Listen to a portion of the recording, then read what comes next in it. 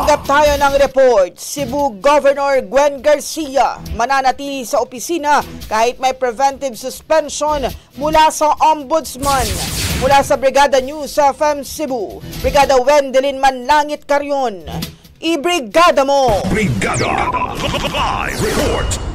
Nakapaskil na sa pintuan ng opisina ni Cebu Governor Gwendolyn Garcia ang kopya ng suspension order ng Office of the Ombudsman na nag-utos sa 6 na buwang preventive suspension ng gobernador kaugnay sa pagbigay umano nito ng special permit sa isang construction company para sa desaltation ng Mananga River kahit walang environmental compliance certificate mula sa Department of Environment and Natural Resources.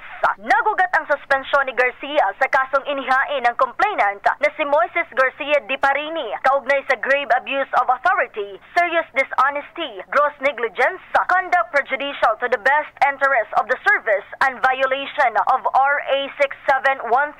Sa ginanap na press conference ni Garcia ngayong hapon sa loob mismo ng kanyang opisina sa Cebu Provincial Capital, sinabi nito na mananatili siyang gobernador ng lalawigan ng Cebu.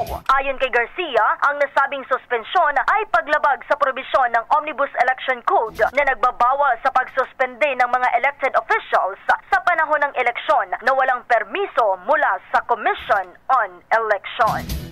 In the heart of changing lives, ito si Brigada Wendelin Manlangit Carrion ng 90.7 Brigada News FM Metro Cebu, the Music and News Authority. Ang bahaging ito ay hatid sa atin ng Guard C Plus with Zinc Capsule. Always protektado ang kalusugan.